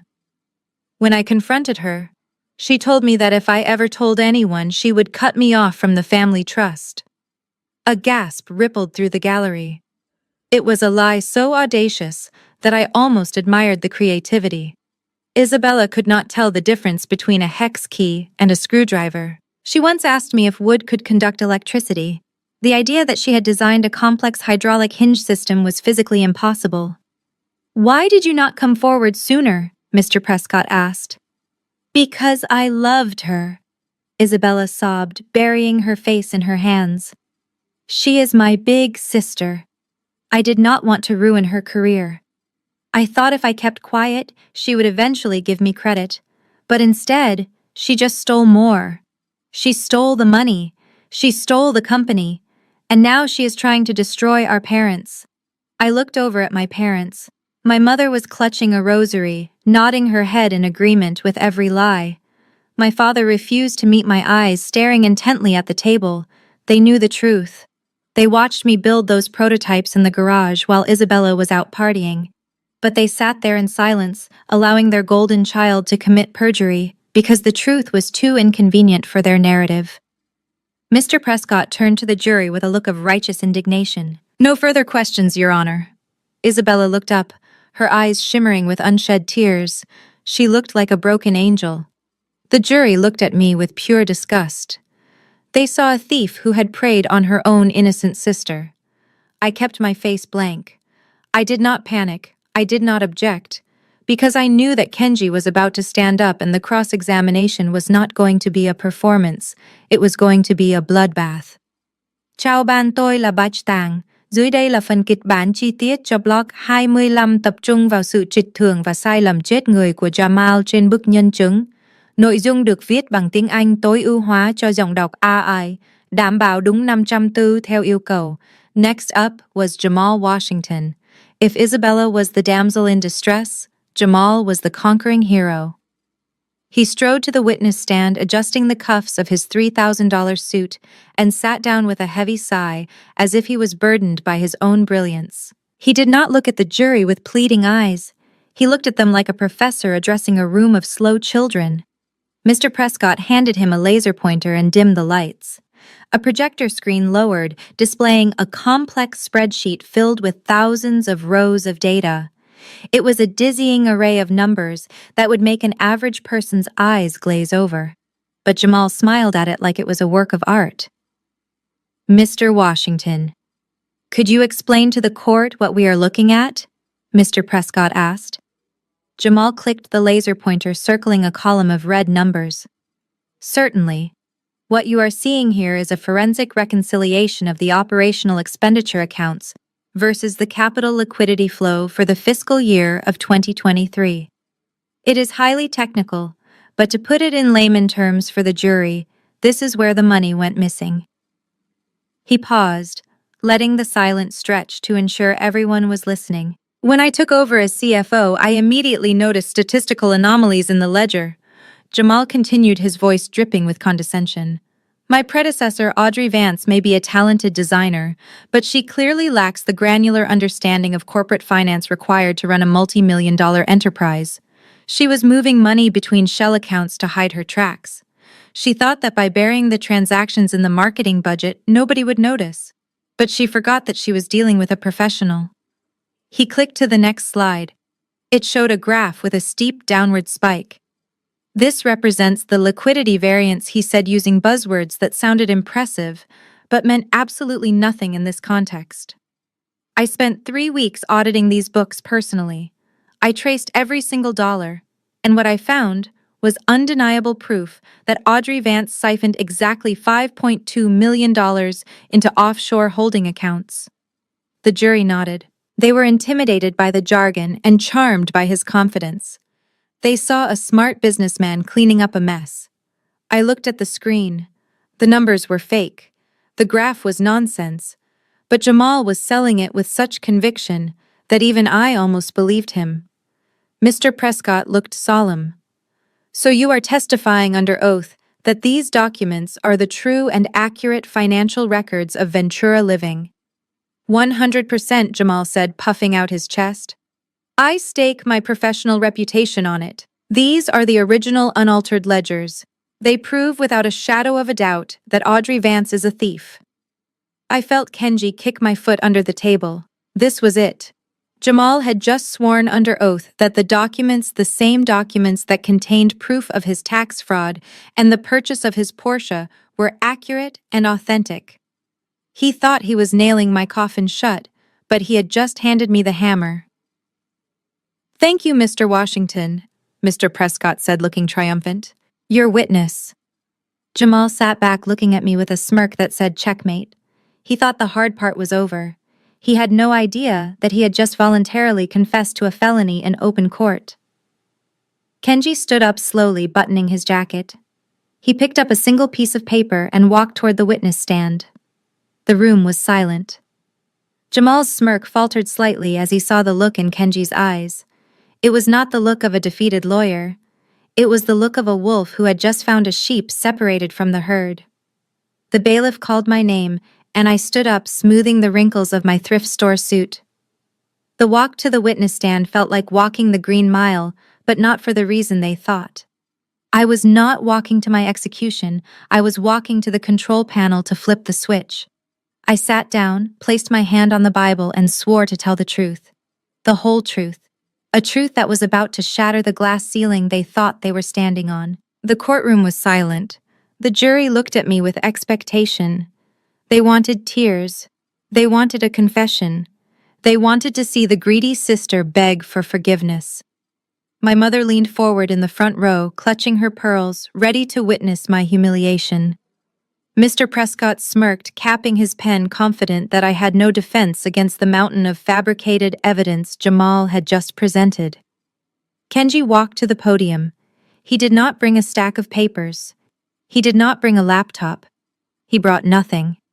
He stood there, hands in his pockets, looking relaxed, almost bored. This confused the jury. Where were the counter-arguments? Where were the denials? Ms. Vance, Kenji began, his voice soft, but carrying clearly to the back of the room. "We have heard a lot of testimony today. We have heard about millions of dollars. We have heard about luxury cars and vacations. We have heard about betrayal." He paused, making eye contact with every juror. "But I am not going to ask you about any of that.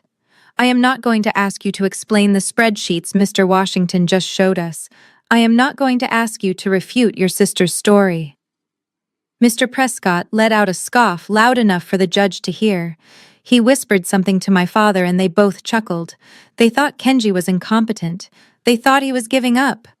Kenji turned to me, his expression sharpening. "I have just one question for you, Ms. Vance. It is a simple question, but the answer determines everything else in this room." He waited a beat. "Ms. Vance, who owns the name Ventura Living?" For a second, there was total silence. Then a ripple of laughter broke out from the plaintiff's table. Mr. Prescott stood up, shaking his head with a condescending smile. "Objection, Your Honor. Relevance. We are here to discuss the defendant's theft of company funds, not a trademark dispute.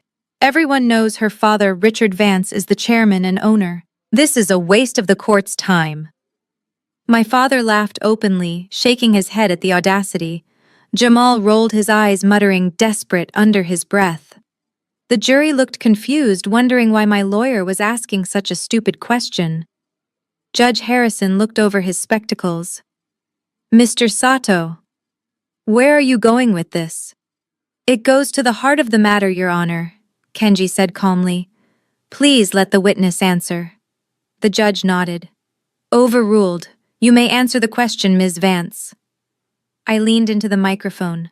I looked directly at my father. I saw the arrogance in his eyes. I saw the certainty that he was the king. "I do," I said. My voice did not waver. "I own the name. I own the logo. I own the patents. And as of 25 days ago, Ventura Living does not legally exist." The laughter at the plaintiff's table died instantly. The silence in the courtroom following my declaration was absolute. It was not the quiet of a library, but the vacuum of a bomb site right after the explosion. Mr. Prescott stood frozen halfway out of his chair, his mouth opening and closing like a fish pulled from the water. He wanted to object.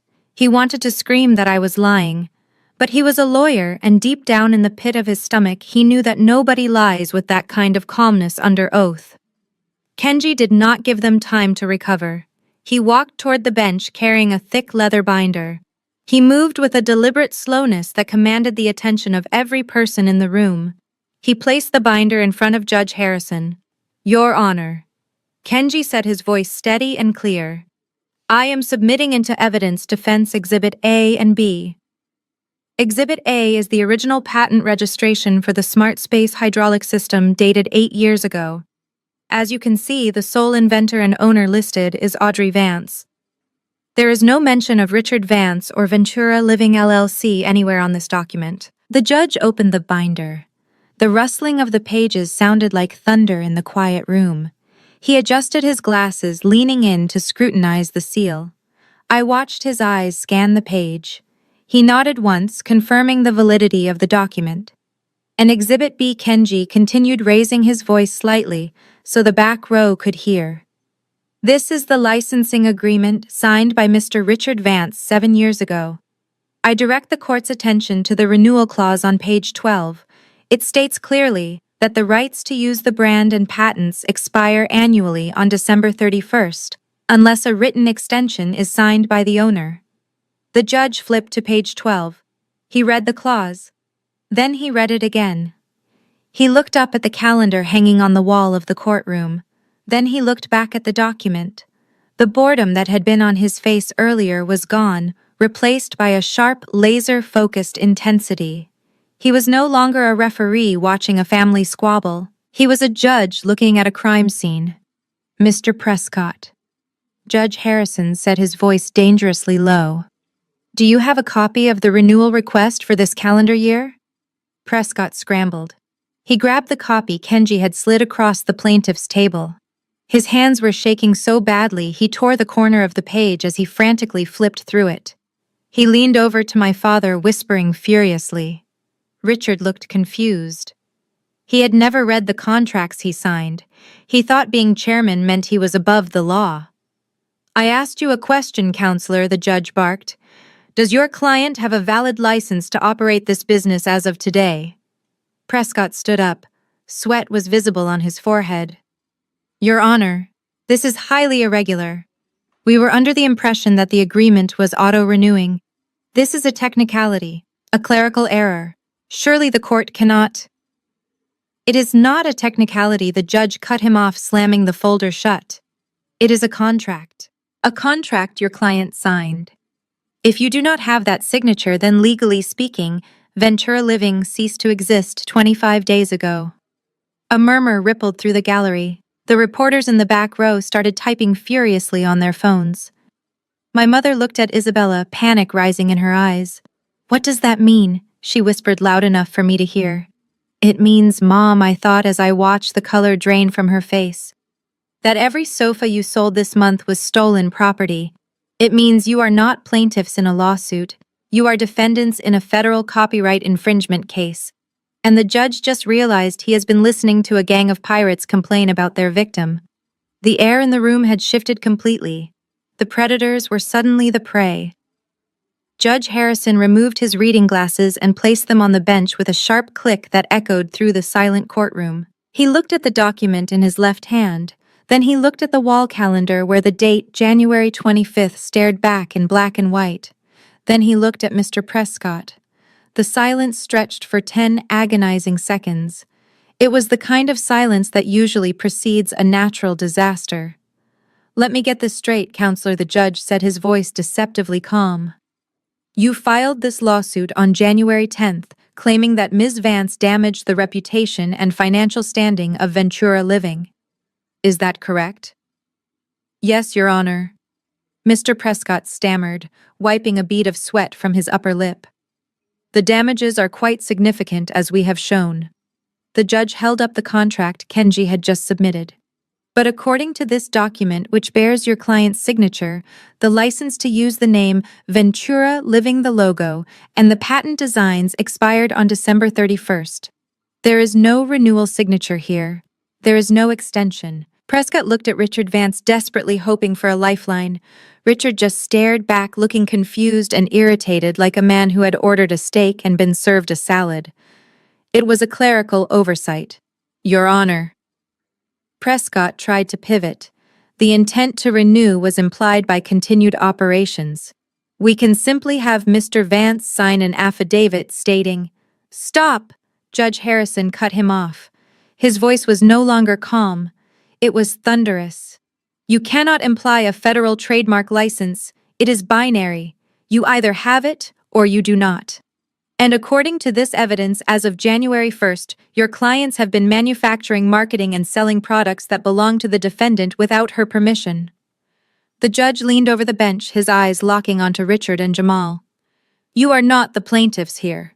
You are squatters. You have dragged this woman into my courtroom, accused her of theft, and demanded $10 million, all while you were actively infringing on her intellectual property. You are suing the landlord for trying to enter her own building. Richard Vance stood up, his face turning a dangerous shade of purple. Now, see here, I am the chairman of this company. I built this. I do not care what some piece of paper says. She is my daughter and she will do as she is told. Sit down. Mr. Vance, the judge roared, slamming his gavel. Richard froze.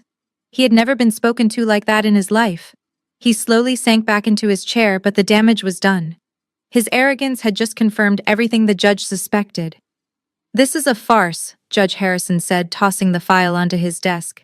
I have never seen a more egregious abuse of the judicial system. You have wasted the court's time and you have attempted to weaponize the law to bully the actual owner of the property.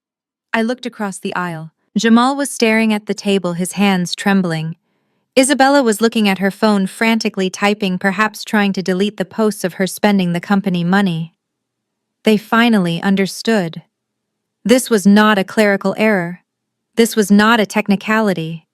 This was the moment the trap snapped shut. The judge had just realized that the people pointing fingers were the ones with dirty hands, and he did not look like a man who was in the mood for mercy. The silence in the courtroom was not just quiet, it was heavy. It pressed down on the lungs, making it hard to breathe. Judge Harrison did not look at the lawyers. He did not look at the jury. He did not look at the frantic Mr. Prescott, who was signaling for a recess that was never going to come. He looked directly at Richard Vance. Stand up, Mr. Vance, the judge commanded. His voice was not loud, but it carried the crushing weight of absolute authority. Richard hesitated. He looked at his wife, who was pale and trembling, clutching her rosary so tight her knuckles were white. He looked at Jamal, who was staring at his expensive Italian shoes, as if they suddenly fascinated him. Richard slowly pushed back his chair and stood up. He buttoned his suit jacket, trying to summon the air of the powerful CEO he believed himself to be, but his hands were shaking. Yes, Your Honor, Richard said, lifting his chin slightly. I want to be very clear about the situation we find ourselves in. Judge Harrison said, leaning over the bench. You are the plaintiff in this action. You brought this lawsuit claiming that your daughter, the defendant, embezzled funds and damaged the reputation of Ventura Living. You are asking this court to award you $10 million in damages. Is that correct? Absolutely. Richard replied, his confidence returning for a brief moment. She stole from us. She tried to ruin the company I built. She needs to pay for what she did. The judge nodded slowly, picking up the expired licensing agreement. He held it up, letting the paper catch the light. Here is where I am confused, Mr. Vance. According to this document, which bears your signature, the right for your entity to use the name Ventura Living and the right to manufacture these patented designs expired 25 days ago. You failed to renew the license. Richard waved his hand dismissively. That is just paperwork, Your Honor. I am the founder. The company is mine. My daughter was just holding the papers for tax purposes. Everyone knows I run the show. That is not how the law works. The judge snapped, his eyes narrowing into slits. The law says that as of January 1st, you had no right to sell a single cushion. You had no right to use the logo. You had no right to open the doors of your factory. Yet you admit under oath that you have continued to operate. You have continued to take money from customers for products you do not own. Richard blinked, confusion clouding his face. We have orders to fill. We are a business. We cannot just stop because of a date on a calendar. The judge leaned in closer, his face hard as granite. And that brings me to my question, Mr. Vance. If you do not own the rights to the product, and you do not own the rights to the name, then exactly what are you selling? Because in this court we have a specific legal term for selling patented goods without a license. We call it trafficking in counterfeit merchandise. The color drained from Richard's face instantly. The word counterfeit hung in the air like a guillotine blade waiting to drop. So I will ask you again. The judge continued, his voice dropping to a lethal whisper that echoed in every corner of the room. Are you asking this court to award you damages for a business that you are currently operating illegally? Are you confessing to federal trademark infringement on the record? Or are you admitting that this entire lawsuit is a fraudulent attempt to intimidate the actual owner of the intellectual property? Richard opened his mouth, but no sound came out. He looked at Prescott, but the lawyer was busy shuffling papers, trying to look invisible. He looked at me. I met his gaze. I did not smile. I did not gloat. I just watched the realization hit him. He was not the king of the castle. He was a squatter. And he had just confessed to a federal crime in front of a court reporter and a dozen journalists. The sound of a heavy leather briefcase snapping shut echoed like a gunshot in the silent courtroom. All eyes turned to Mr. Prescott. The polished shark of a lawyer who had strutted into the room an hour ago now looked like a man who had just realized he was standing on a landmine. His face had drained of all color, leaving him a sickly shade of gray. He looked at the expired contract on the judge's bench, and then he turned to his clients. He did not look at Richard and Jamal with professional sympathy. He looked at them with raw, unadulterated fury. In the legal world, misleading your own counsel is a cardinal sin, but letting them walk into a federal courtroom with a frivolous lawsuit based on omitted facts is professional suicide. Prescott knew his law license was dangling by a thread. Your Honor, Prescott said, his voice trembling with suppressed rage.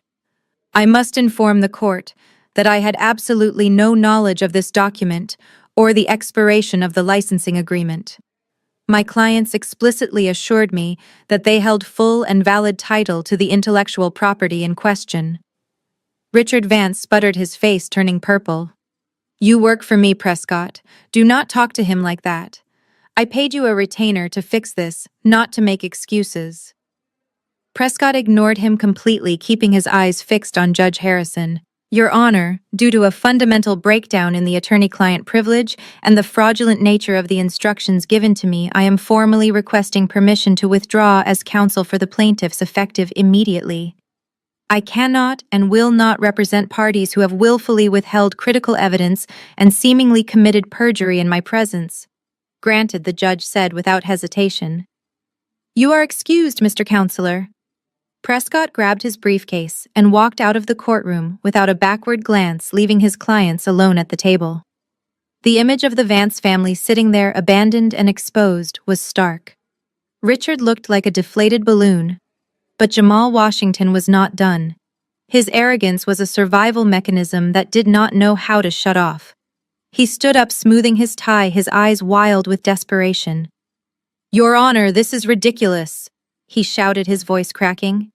You are letting a technicality derail a multi-million-dollar business. Who cares about a date on a piece of paper? Look at the spreadsheets I showed you. We are making money. We are the ones bringing value to the marketplace. Audrey is just a designer. She does not know how to run a company. You cannot side with her over us just because of a signature. Judge Harrison slowly lowered his glasses. The look he gave Jamal could have frozen hell over. Mr. Washington, the judge said, his voice dangerously low. Did you just refer to a binding federal contract as a technicality? It is a technicality, Jamal insisted, leaning over the table. We are the company. We have the possession. Possession is 9/10 of the law, right? Judge Harrison slammed his gavel down so hard the wood handle cracked. Sit down, Mr. Washington, before I have the bailiff shackle you to that chair. You have already submitted falsified financial records to this court today. You have just admitted to operating a business without a license. And now you are lecturing me on the law. Let me be crystal clear. Perjury is a felony. Contempt of court is a crime. If you say one more word that is not "Yes, Your Honor," I will have you taken into custody immediately, and you can explain your legal theories to your cellmate. Jamal froze. His mouth hung open, but no sound came out. He slowly sank back into his chair, shrinking under the glare of the judge. The bluster was gone. The arrogance was gone. For the first time, Jamal Washington looked small. He looked at Richard, but the patriarch was staring blankly at the wall. They were alone. They were defenseless, and they were completely at the mercy of the daughter they had tried to destroy. Judge Harrison rearranged the files on his bench with a deliberate, methodical slowness. The silence in the courtroom was absolute. Even the reporters in the back row had stopped typing, holding their breath to hear the final judgment. Richard Vance sat slumped in his chair, looking like a man who had just watched his house burn down. Jamal was sweating profusely, wiping his forehead with a silk handkerchief that suddenly looked very cheap. The judge cleared his throat and spoke into the microphone, his voice echoing with the finality of a closing coffin lid. Regarding the matter of Ventura Living, LLC versus Audrey Vance, the court finds that the plaintiffs have failed to establish standing. You cannot sue for damages to a brand you do not legally possess. Furthermore, the submission of altered financial records and the admission of operating without a valid license constitutes a gross abuse of this judicial process. He looked directly at Richard. Therefore, the plaintiff's case is dismissed with prejudice. You may not refile. You may not appeal. This lawsuit is dead. A gasp rippled through the gallery. My mother let out a small whimper, clutching Isabella's hand. But the judge was not finished. He turned his attention to Kenji and the motion we had filed. Regarding the defendant's counterclaim for trademark infringement and the emergency motion for injunctive relief, the court finds in favor of Ms. Vance. The evidence is irrefutable. The licensing agreement expired on December 31st. Since that date, every action taken by the executive leadership of Ventura Living has been an act of intellectual property theft. Judge Harrison picked up a pen and signed the order with a sharp scratch. I am hereby issuing a temporary restraining order and a preliminary injunction against Richard Vance, Jamal Washington, and all associated entities. Effective immediately, you are barred from using the name Ventura Living in any commercial capacity. You are barred from selling, manufacturing, or distributing any products covered by Ms. Vance's patents. You will cease operations at the factory by 5 p.m. today. You will take down the website. You will lock the showroom doors. If you sell so much as a throw pillow after this gavel drops, you will be held in contempt of court and taken into federal custody. Richard's face went gray. He tried to stand up, his knees shaking. But Judge, we have orders. We have payroll. You are bankrupting us. You bankrupted yourselves, the judge snapped. Then he turned his gaze to Jamal. And Mr. Washington, do not think I have forgotten about you. The financial discrepancies you presented today are alarming, to say the least. The court is ordering an immediate forensic audit of all corporate and personal assets associated with you and Mr. Vance. I am appointing an independent trustee to seize control of the company accounts to ensure no funds are moved or hidden. Jamal looked up, his eyes wide with panic. Personal assets. Yes, Mr. Washington, the judge said with a cold smile. That includes the Porsche you purchased with company funds. The trustee will be waiting for you in the parking lot to collect the keys. The gavel came down with a thunderous crack that signaled the end of their world. Court is adjourned. I stood up. I did not cheer. I did not smile. I simply gathered my files and looked across the aisle. My family sat frozen in the wreckage of their own greed. They had come here to take my last $10 and send me to prison. Instead, they were leaving with nothing. No company, no brand, no money. And for Jamal, no car to drive home in. I turned to Kenji and nodded. It was done. The kingdom was not just conquered, it was repossessed. Walking out of the federal courthouse usually feels like stepping into fresh air, But for my family, it was like stepping into a blast furnace. The heavy doors swung open, and the wall of noise hit us instantly. The reporters who had been skeptical an hour ago were now circling like sharks, sensing blood in the water. They shouted questions that were no longer about my alleged theft, but about the judge's ruling. Mr. Vance, is it true you have been operating an illegal business? Ms. Vance, are you facing criminal charges for perjury? My father Richard tried to push through the crowd, his face a mask of panic. He pulled out his phone desperately trying to call his bankers. I could hear him screaming into the receiver. What do you mean the line of credit is frozen? I am the chairman. You cannot do this to me. He did not realize that the news had traveled faster than he could walk. In the 30 minutes since the gavel dropped, the story of the expired license had hit the financial wires. Ventura Living was a private entity, but its valuation was based entirely on the brand and the patents. Now that the court had stripped those away, the company was worth exactly zero.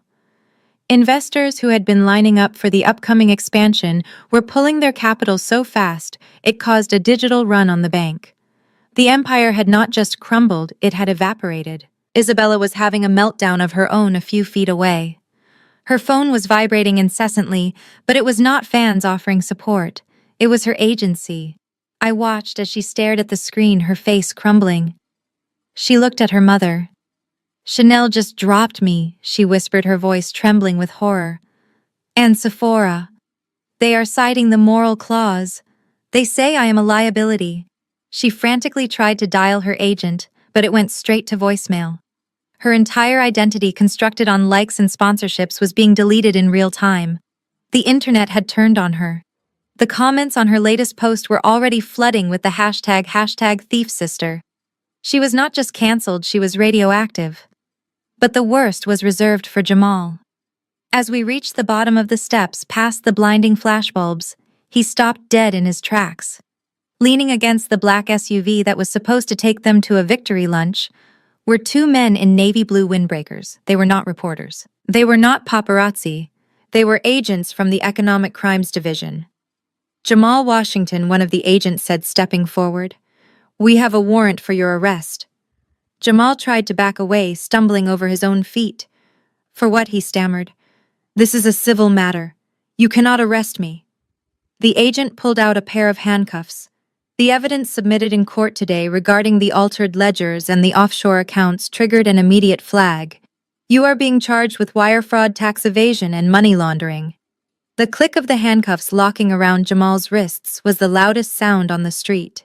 The cameras went wild, capturing the image of the arrogant CFO being led away like a common criminal. He looked at Richard, begging for help, but my father turned away, terrified that he would be next. I stood at the top of the stairs, watching the scene unfold. The flashing lights of the police cruiser reflected in the windows of the courthouse. My father was bankrupt. My sister was a pariah. And my brother-in-law was in federal custody. They had spent months trying to take everything from me. In the end, they had only succeeded in losing everything themselves.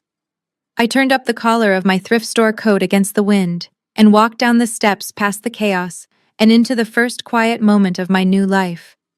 The walk from the courthouse steps to the taxi stand was the longest walk of my life, not because of the distance, but because of the weight I was leaving behind. The sirens of the police car carrying Jamal were fading into the distance, and the paparazzi had swarmed around Isabella like ants on a dropped candy bar.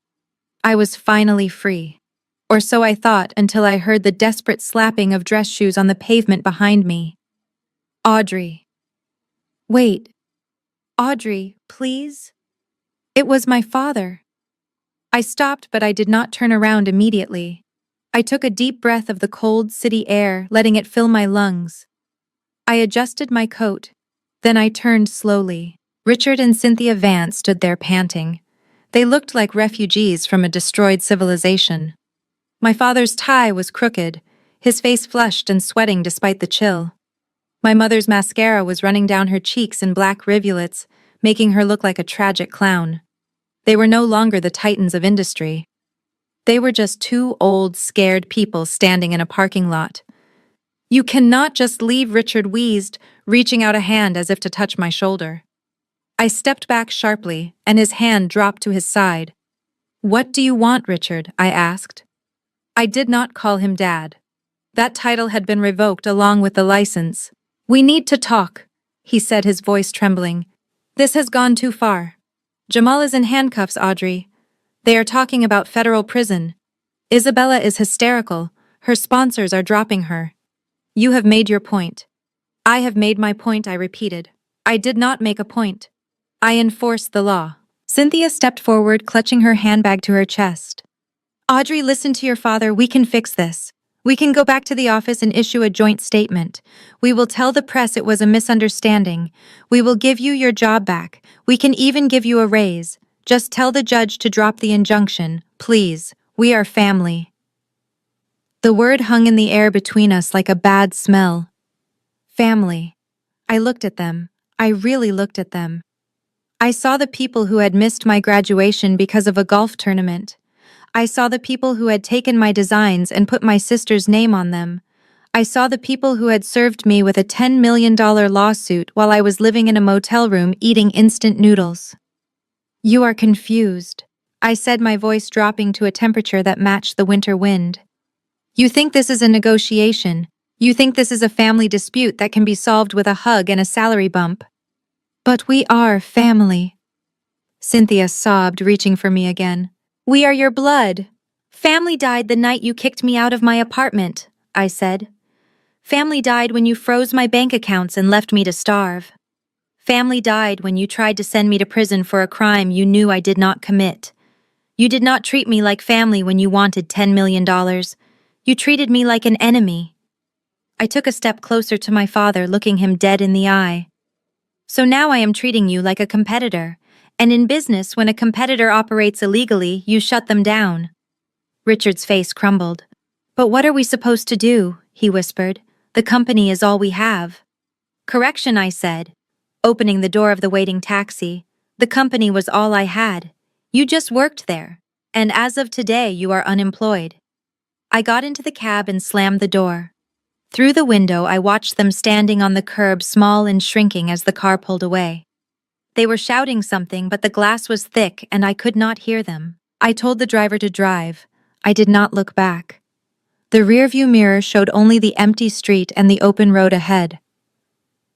For the first time in 30 years, I was driving my own life, and the destination was entirely up to me. The yellow taxi merged into the heavy mid-morning traffic, but my eyes were fixed on the reflection in the side mirror. The image grew smaller with every passing second, yet the chaos was unmistakable. I saw my father Richard flailing his arms, screaming at my mother in a way he used to scream at me. I saw Cynthia recoiling, her face twisted in a mask of accusation, pointing a trembling finger back at him. I saw Isabella throwing her designer handbag onto the dirty pavement, kicking the tire of the car that was no longer coming to pick her up. They were devouring each other. For 34 years, I had been the glue holding that volatile mixture together. I had been the peacemaker, the bankroll, and the punching bag. I had absorbed their toxicity so they could shine. But without me to target, they had turned on themselves. It was the implosion of ego and greed, and for the first time in my life, I did not feel the urge to stop the car and fix it.